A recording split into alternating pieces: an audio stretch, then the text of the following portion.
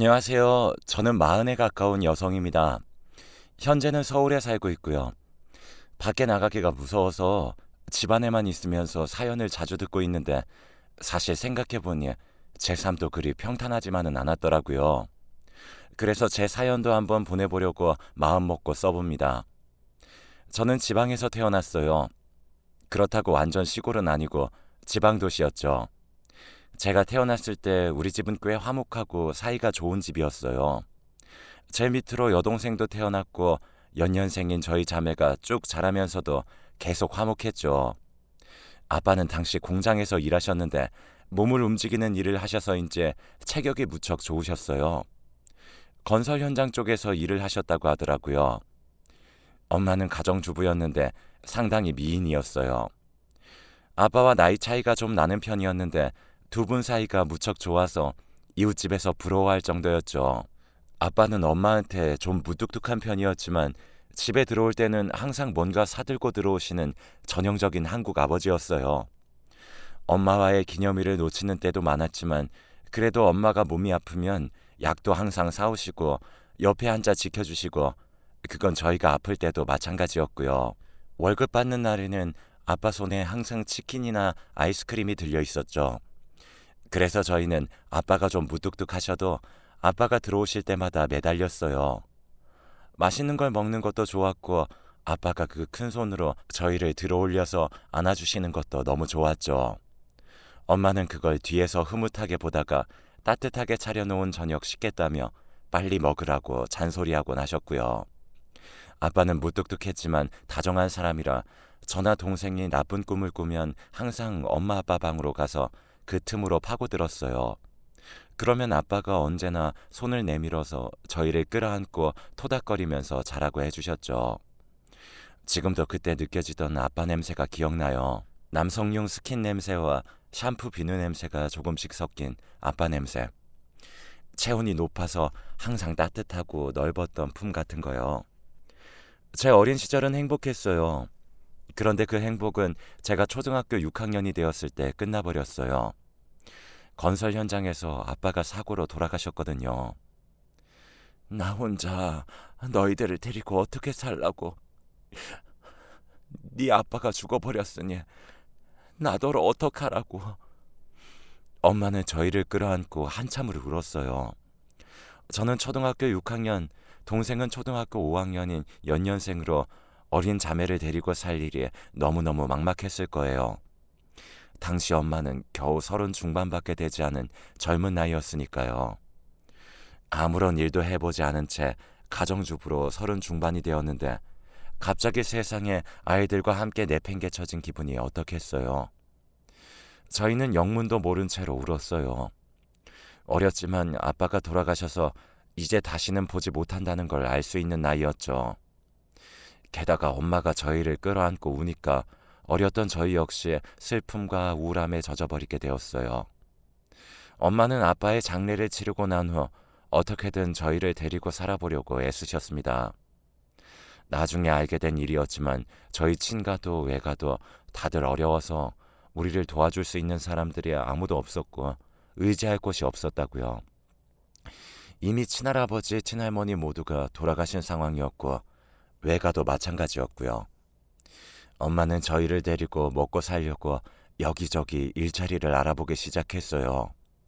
하지만 가정주부로 30대 중반이 된 여성에게 대체 누가 일자리를 주겠어요? 그러다가 간신히 식당에 일자리를 구했고 엄마는 그거라도 감지덕지하며 나가서 일을 하기 시작하셨습니다. 저희는 그 시간 동안 집에서 우리끼리 밥을 해먹으면서 외로움을 견뎠어요. 아빠가 살아계시던 시절에는 엄마가 해주는 따뜻한 밥을 먹고 아빠가 들어오면 아빠 손에 매달려서 즐겁게 놀던 생활과는 천지 차이가 돼버린 거였죠. 그렇게 세월이 흘러 제가 중3, 동생이 중2가 되었어요. 그런데 어느 날부터 엄마가 들어오시는 시간에 조금씩 불규칙해지기 시작했죠. 여전히 그 식당에서 계속 일하고 계셨는데 어떤 날은 조금 밝은 얼굴로 화장도 하기 시작했고 누군가를 만나고 온다며 주말에 잠깐씩 나가기도 했어요. 그러던 어느 날이었어요. 엄마는 저희한테 만나게 해줄 사람이 있다면서 저희한테 아주 깨끗한 옷을 입혀주었어요. 중3, 중2였던 저희는 엄마가 오랜만에 뭔가 맛있는 걸 사줄 때마다 이렇게 옷을 입혀준다는 걸 알아서 기대에 가득 차 있었죠. 저희는 백화점 식당가로 나갔고 거기에는 어떤 아저씨가 기다리고 있었어요. 안녕, 너희가 미연 씨 딸들이구나. 아저씨는 빙긋 웃으면서 저희한테 인사했어요. 얘들아, 인사해. 엄마 친구분이야. 네, 안녕하세요, 아저씨. 안녕하세요. 저희는 시키는 대로 인사했지만 이미 중학생이었기 때문에 엄마가 친구라고 하는 말을 곧이곧대로 믿진 않았어요. 뭔가 이상하다라는 걸 눈치채고 있었죠. 1살 차이라고 동생은 잘 몰랐겠지만 저는 이미 뭔가 낌새를 알아차렸어요. 아저씨는 백화점 식당가에서 비싼 밥을 사주었고 저희는 오랜만에 맛있는 걸 잔뜩 먹었어요. 저희를 차에 태워다가 데려다 주기까지 했죠. 하지만 저는 집으로 돌아와서 엄마한테 정색하며 말했어요. 엄마, 그 아저씨 진짜 친구 맞아? 그럼 친구지. 왜? 사귀는 거 아니고? 제 되바라진 말에 엄마는 순간 말문이 막힌 듯 저를 돌아봤어요. 돌아보는 엄마는 몇 년 전만큼은 아니지만 여전히 예뻐서 그 아저씨가 분명 엄마와 사귀는 거라고 생각했죠. 저는 엄마를 노려보다가 제 방으로 들어가서 문을 쾅 닫아버렸어요. 사실 지금 생각해보면 엄마는 자기 행복을 찾아가려 하는 사람이었죠. 하지만 어리고 예민한 사춘기였던 저는 엄마가 아빠가 아닌 다른 남자와 만난다는 사실만으로도 배신감을 느꼈어요. 엄마는 그런 제 뒤를 쫓아와서 그런 게 아니라고 열심히 저를 설득하려고 하셨지만 저는 거기에 넘어갈 수가 없었죠. 실제로도 엄마는 계속 저희를 설득하던 끝에 1년도 지나지 않아 그 아저씨와 결혼하셨으니까요. 동생은 아저씨와 엄마의 설득에 넘어가서 아저씨하고 상당히 친해졌어요. 겨우 1살 차이였는데 동생은 정도 많고 부드러운 성격이었고 저는 반대로 좀 까칠한 편이었거든요. 결혼 당일에도 저는 안 가겠다고 난리치고 뛰쳐나가고 그랬어요. 아저씨도 엄마도 재혼이었는데 아저씨 쪽에는 자식이 없었죠. 그 아저씨도 사별이라고 했어요.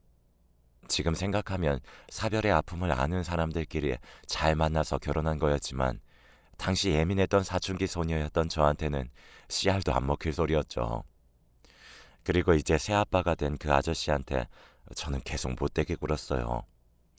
새아빠는 항상 아침을 직접 차려주셨어요. 재혼 후에는 엄마가 더 이상 식당에 나갈 이유가 없어서 집에 머무르셨는데 새아빠는 엄마한테 더 잘하면서 저희 아침을 직접 챙겨주셨죠. 안 먹어요. 얘 미영아, 그래도 먹고 나가라. 응? 오늘 추워서 먹고 나가야 돼. 안 먹어도 상관없어요. 간섭하지 마세요. 아버지 보기 싫어서 그래? 그럼 아버지가 방에 들어가서 안 나올게. 안 먹어요. 매일같이 새아빠는 저한테 아침을 먹고 가라고 하셨고 저는 거절하고 나왔어요. 지금 생각해도 제가 참 싹수가 없는 편이었죠. 저는 고등학생이 되었고 새 고등학교를 진학해서 그리 잘 적응하지 못했어요. 아저씨 따라 이사를 가게 되어서 이전에 있던 익숙한 동네가 아니라 완전히 새 동네로 갔거든요. 그 동네는 예전에 살던 곳보다 훨씬 잘 사는 곳이었고 그래서 저는 그 애들에게 적응을 하지 못했죠. 새 고등학교 애들은 제가 못 사는 동네에서 왔다면서 은근 저를 따돌렸어요. 그래도 은근히 따돌리는 것 정도는 견딜만 했어요. 이전에 중학교 때도 저희 아빠 돌아가셨다고 애들이 싫어하던 경우도 있었으니까요. 하지만 몇 개월 지났을 때 저를 집중적으로 괴롭히는 일진의 하나가 생겼어요. 야, 너 대체 뭐냐? 왜 이렇게 생겼어, 너는? 하지마, 너네 아빠 죽었다며. 지금 아저씨 완전 새 아빠라며? 아휴. 맥락도 안 맞는 얘기를 하면서 욕을 해대는 그 애는 그냥 제가 괴롭히기 좋아서 그런 것뿐이었어요. 이유도 없었죠. 저는 학교에서 내내 그 애의 온갖 못된 짓을 견디다가 학교 마칠 시간이 되면 도망치듯 학교를 나갔어요. 그런데 하루는 하굣길에 그 애가 저를 아예 따라 나왔어요. 따라 나오면서 그 애는 동네가 떠나가라 목청을 높여서 소리를 질렀죠. 야, 너네 그거 아냐? 얘 완전 가난했대. 근데 얘네 엄마가 다른 남자 꼬셔서 결혼해서 여기 온 거래. 원래는 거지래. 동시에 하교하는 길에 그 가득하던 학교 애들이 전부 다 저와 그 애를 돌아보았죠. 여고였는데 그 학생들의 눈이 죄다 저한테 쏟아지니까 정말 순간 미칠 것 같더라고요. 그 일진은 계속 제 뒤를 따라오면서 제 머리를 잡아당기고 골목이 쩌렁쩌렁 울리게 소리를 질러댔어요. 그냥 저를 괴롭히고 싶다는 마음만으로 저런다는 게 정말 돌아버린 게 아닌가 싶을 정도였죠. 그런데 그때 골목 저 앞에 익숙한 차 한 대가 서 있었어요. 거기에서 내리는 사람은 다름 아닌 새아빠였죠. 아마 저를 데리러 온 것 같았어요. 한 번도 제가 차에 타진 않았지만 제 환심을 사려고 가끔 그러셨거든요. 새아빠는 제 머리카락을 쥐어뜯으면서 쫓아오며 노래 부르는 일진을 보더니 성큼성큼 다가와서 저와 그 애를 떼어놓으셨어요. 이게 무슨 짓이야? 성인 남자가 와서 험악하게 말하니까 그 일진도 별다른 말을 못하고 머뭇대다가 얼른 도망가더라고요. 저는 그 애를 노려보다가 다시 새아빠를 노려봤어요. 새아빠는 그냥 돌아서 가려는 제 뒤를 따라오면서 다정하게 말했죠. 아빠가 지켜줄 테니까 무슨 일이 있으면 꼭 말해라. 평생 지켜줄 수 있으니까 말이야. 필요 없어요. 넌 내 딸이야. 아저씨는 내 아빠 아니에요. 그 말에는 새아빠가 좀 상처받은 것 같더라고요. 하지만 저는 거기 상관하고 싶지도 않아서 그냥 돌아서서 걸어서 집으로 가버렸어요. 그렇게 제 고등학교 시절은 꾸준히 새아빠를 혐오하는 일로 가득 차 있었어요. 저는 계속해서 어린 시절 즐겁던 시간과 친아빠를 생각했고 그리워하면서 새아빠를 저주했어요. 제발 새아빠가 하는 일이 죄다 망하기를, 새아빠가 어디 아파서 콱 쓰러지기라도 하기를 바라기도 했죠. 참 철없고 못된 아이였어요. 저는 그렇게 대학에 진학했고 대학을 다닌다는 명목으로 집에서 나와 자취를 했어요. 새아빠를 안 보고 싶었기 때문이었죠. 하지만 새아빠는 엄마와 함께 와서 제 방에 먹을 거며 필요한 생필품이며 이것저것 채워 넣어 주셨고 용돈도 부족하지 않도록 넉넉하게 주셨어요. 사실 저는 어릴 때는 몰랐는데 새아빠는 상당히 잘 나가는 사업가였어요. 엄마랑은 그 식당에서 만났는데 열심히 일하면서 밝게 웃는 엄마가 그렇게 이뻐 보였대요. 엄마도 그 덕분에 아주 넉넉하고 풍요롭게 사셨고 사실 저하고 동생도 그 수혜를 톡톡히 입었죠. 대학 등록금이니 용돈이니 하는 것들을 전혀 걱정하지 않고 지냈어요. 하지만 그건 상관없이 저는 여전히 친아빠가 그리웠고 새아빠가 미웠죠. 참 철이 없었어요. 그렇게 대학 시절을 지내면서 조금씩 세월이 흘러 새아빠에 대한 맹목적인 미움은 조금씩이나마 사그라들었어요. 대학 졸업 이후 취업이 잘 안 될 때에도 새아빠는 아주 조심스럽게 저한테 위로할 수 있는 방법을 찾으려고 했었고 그런 부분들이 새삼스레 눈에 들어오기도 했죠. 그리고 저는 취업하고 근무하면서 거기서 만난 상사가 남자를 소개시켜 주셔서 그 사람과 사귀게 되었어요. 이전에도 남자친구는 당연히 있었지만 그리 심각한 사이는 아니었는데 그 사람은 조금 더 진지하게 생각하게 되더라고요. 당시 저도 20대 중반이 넘어가고 있었고 남자친구도 20대 후반이라서 결혼할 때가 되어가고 있었거든요. 결국 저희는 결혼을 결정하고 각자의 집에 말씀을 드렸어요. 저녁 식탁에서 제가 그 말을 꺼내니까 엄마와 새아빠 모두 조용해지시더라고요. 세상에 결혼을 네가 벌써 그렇게 컸구나. 엄마가 먼저 눈물을 찍어내면서 그렇게 말씀하셨어요. 새아빠도 감개무량하신 듯 말을 잃고 있다가 고개를 끄덕이셨고요. 그 자그마한 아이가 커서 결혼이라니 정말 세월이 무섭구나. 아, 정말이에요. 진짜 내 품에 안겨있던 꼬맹이가 결혼하더라도 넌 내 딸이란다. 절대로 그건 잊지 마라. 무슨 일이 있으면 아빠한테 와. 아빠가 평생 지켜주마. 새아빠가 웃으면서 말씀하셨어요. 저는 고개를 끄덕이긴 했지만 속으로는 그리 심각하게 생각하지 않았죠. 사실 새아빠가 저를 지켜줄 만한 일이 뭐가 그리 있겠어요. 제 마음속에서 진짜 아빠도 아니었고요. 그래서 서로 상견례하고 결혼도 진행했어요. 시댁은 처음에는 별로 특별하지 않았어요. 상견례를 하고 신혼여행을 다녀오고 신혼 초기까지만 해도 그랬죠. 그런데 시간이 지나면서 점차 뭔가 이상한 면을 드러내시더라고요. 특히 시어머니가 그러셨는데요. 시어머니는 제가 성의를 표하겠다고 뭘 해가면 그렇게 뭐라고 하셨어요. 아니, 이게 도대체 뭐니? 이런 걸 네 남편 먹이고 있는 거야? 아, 아, 저는 신경 쓴다고 썼는데 좀 시원찮죠? 갈비가 이렇게 질겨서 대체 어떻게 먹어? 이걸 시어미한테 먹으라고 가지고 온 거니? 이빨 다 나가라고 고사 지내니? 제가 갈비를 해서 가면 질기다, 잡채를 해서 가면 싱겁다, 김치를 해서 가면 너무 맵다, 트집을 안 잡으실 때가 없었어요. 어느 순간부터 성의로 하던 음식을 그만두고 선물을 갖다 드렸는데 그 선물조차도 싫어하셨죠.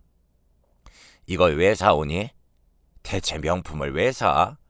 네 남편이 버는 돈 아깝지도 않니 넌?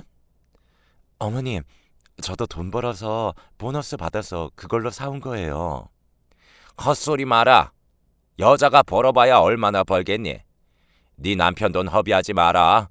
꼭 골라도 이렇게 이상한 걸 골라만 놓곤. 시어머니는 말끝마다 남편을 들먹였어요. 남편은 네 남매 중 막내로 위에 딸들을 여러 낳아놓고서 아들을 낳겠다고 막둥이로 낳은 것이 남편이었죠. 그래서인지 어머니는 남편이 아주 끔찍한 아들이었고 제가 조금이라도 소홀하거나 남편한테 잘못한다고 여겨지면 아주 생난리를 치셨죠. 저는 나름대로 남편한테 열심히 한다고 하는데 시어머니의 기준에 맞추기란 불가능한 일이었거든요. 시어머니는 남편한테 꼭 아침을 차려줄 것, 그것도 반찬 5가지 이상, 항상 새로운 국을 끓여서 차려줘야 한다고 강요하셨어요. 정작 남편은 아침에 귀찮아서 잘 안 먹는다고 그냥 나가서 사 먹자고 하는데도 말이죠. 매일같이 반찬이 바뀌지 않으면 그것도 아내가 아닌 거라고 하시더군요. 저는 시어머니 말씀을 적당히 흘려듣고 싶었지만 어느 날은 퇴근하고는 너무 놀랐어요. 시어머니가 집에 들어와 계시더라고요. 애비한테 내가 비밀번호 물어봐서 들어왔다. 왜? 놀랬니? 내가 내 자식 집도 못 들어오니? 아니요, 어머님. 그게 아니라 너 내가 냉장고 열어보니까 엉망이더라. 유통기한 지난 우유는 왜 안 버리니? 그거요? 그거 애비 먹고 배탈 나라고? 그런 거 관리도 하나 못하고 냉장고에 오래된 반찬은 왜 이렇게 많은 거야? 대체 살림을 하긴 하는 거니? 시어머니는 속사포처럼 말을 쏟아내면서 본인이 가져오신 곰탕과 잡곡밥을 꺼내놓으셨어요. 하지만 남편은 한식을 그리 좋아하지 않았고 특히나 잡곡밥이나 곰탕 같은 음식은 질색을 했죠. 남편도 집에 들어와서 놀라는 눈치더라고요. 뭔가 들여놓을 것이 있다고 해서 시어머니한테 비밀번호를 알려주었는데 설마 아예 집에 들어와 버티고 있으면서 저녁까지 식탁에 앉아 계실 줄 몰랐던 거죠. 그 때문에 남편은 시어머니가 가져온 잡곡밥에 곰탕을 먹으면서 얼굴이 울상이 되더라고요. 우리끼리라면 가볍게 두부 정도 부쳐 먹거나 고기만 구워서 고기만 먹거나 했을 텐데 말이에요. 시어머니는 남편이 우거지상을 하고 밥을 먹고 있으니까 괜히 저를 혼냈어요. 네가 평소에 반찬을 잘 해놔야 애비가 입맛이 돌지. 그러질 않으니까 결혼 전에 잘 먹던 것도 안 먹잖니. 저는 할 말이 많았지만 그냥 입을 다물었어요. 속이 부글부글 끓어올랐죠. 이런 생활이 벌써 신혼 이후로 1년 가까이 계속되고 있었어요. 남편은 중간에서 중재할 생각도 하지 않고 그저 뒤로 빠질 생각만 하고 있었죠. 남편은 착한 사람이었지만 그만큼 누군가와 싸우기도 싫어했거든요. 시어머니는 반찬을 한다며 저희 씻기며 냄비며 잔뜩 사용하고 저한테 쪽파나 마늘을 잔뜩 까게 한 다음 그 쓰레기를 그대로 내버려 두고 돌아가셨어요. 그나마도 남편이 얼른 가시라고 계속해서 재촉한 덕분에 무거운 엉덩이를 일으키신 것 같았죠. 더 끔찍한 건 그 이후로 시어머니가 일주일에 두세 번씩 저희 집에 와서 기다리고 있었다는 거였어요. 퇴근할 때마다 무서울 정도로 끔찍했었는데 남편은 또 거기에 적응해 가고 있더라고요. 속이 정말 뒤집어져서 미칠 것 같은데 남편은 어쩔 수 없지 않냐며 어깨만 으쓱거렸어요. 할 수 없잖아. 엄마가 반찬 가져다 주니까 나도 먹기 싫은데 그렇다고 우리가 싸울 수도 없고. 아, 오시지 말라고 말씀 좀 드려. 제발. 미칠 것 같아. 뭐 그래도 엄마가 오셔서 하시는 게 뭐가 있다고. 저는 진짜 제 편이 하나도 없는 것 같은 기분이 들더라고요. 그래서 친정엄마와 통화하면서 하소연을 진짜 엄청나게 했어요. 평소에는 걱정하실까봐 이런저런 이야기를 거의 안 하는 편인데 이러다가는 제가 미치겠더라고요. 친정엄마는 제 말을 말없이 다 듣다가 땅이 꺼져라 한숨을 쉬었어요. 엄마도 별다른 수가 없으니 당연히 듣기만 하셨죠. 저는 그래도 털어놓기만 해도 속이 좀 풀려서 그냥 그렇게 전화를 끊었어요. 시어머니는 거의 일주일에 화요일과 금요일에 오고는 했어요. 그런데 친정엄마에게 전화를 하고 난 다음 주에 금요일에 저는 저희 집 문을 열고 들어갔다 다시 한번 기절초풍할 뻔했죠. 딸, 왔니? 퇴근이 좀 늦구나. 시어머니가 똥 씹은 표정을 하고 앉아있는 건 예상한 일이었죠. 하지만 거기에 새아빠까지 계실 줄은 진짜 상상도 못했죠. 심지어 새아빠는 다리를 꼬고 소파에 앉아 당당하게 커피까지 드시고 계셨어요. 원래 시어머니가 앉는 자리였는데 새아빠가 앉아 계시니까 옆에 접근도 못하고 있었죠. 아빠, 어떻게? 네가 어떻게 자나 보고 싶었는데 마침 왔더니 여기 사부인이 계시지 뭐냐? 그래서 들어와서 커피도 한 잔 마시고 있지. 그러셨구나. 이왕 왔으니 저녁도 좀 얻어먹고 가야겠다. 사부인께서 맛있는 것도 많이 싸우신 것 같던데. 새아빠는 당연하다는 듯 말하면서 시어머니를 쳐다봤어요. 시어머니는 정말 똥 씹은 표정을 하고 일어났고 제 뒤를 따라 들어온 남편은 속도 없이 새아빠를 보고 좋아하면서 인사를 했죠. 장인과 사위는 서로 잘 통하는지 바둑판을 꺼내어두면서 수다를 떨었고 제가 시어머니를 도우려 부엌으로 가려고 하자 새아빠가 제지하시더군요. 넌 여기서 나랑 이야기 좀 하자. 뭔가 심각한 이야기라도 있는 것처럼 말씀하시니 부엌에 있는 시어머니도 저를 못 부르셨어요. 저는 그래서 그냥 자리에 앉아 있었죠. 그런데 새아빠가 하는 말씀은 진짜 별거 아니었거든요. 그리고 시어머니 혼자 저녁을 차려주자 새아빠는 아주 맛있게 싹 드셨어요. 그러고는 시어머니한테 싱글벙글 웃어 보이시더군요. 사부인, 음식 솜씨가 정말 좋으시네요. 오실 때마다 저도 와서 좀 얻어먹어야겠습니다. 언제 오시죠? 그게... 얘 딸아, 너희 시어머니 오시면 꼭 전화해라. 전화하면 내가 곧장 얻어먹으러 오마. 사돈활은 그게... 시어머니가 쩔쩔매면서 뭔가 말하려고 하자 새아빠가 그러시더군요. 왜요? 사부인. 제가 사부인 음식 솜씨가 너무 좋아 그럽니다. 싫으시다면... 아니요. 싫다뇨. 그건 아니고 그게... 아니... 아이들 신혼집인데 자꾸 오시면 불편하지 않을까 싶어서. 시어머니는 손사래를 치면서 짐짓 저희를 걱정해주는 것처럼 말씀하시더군요. 정말 어이가 없어서 헛웃음도 나지 않았어요. 새아빠도 같은 심정인지 입술을 비틀어 입을 막고 계시다가 대답하시더군요. 사부인이 와 계셔도 아이들이 괜찮은데 제가 온다고 해서 뭐가 다를까요? 사부인 계시면 저도 와도 되는 거겠죠? 아니, 그게 아니라... 왜요? 김서방이 힘들까봐 걱정되십니까? 제가 와 있으면... 거기에는 답할 말이 없는지 시어머니가 우물쭈물해지시더라고요.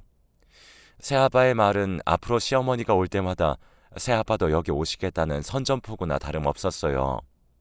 시어머니는 결국 꼬리를 말고 짐을 챙겨가지고 곧장 나가시더군요.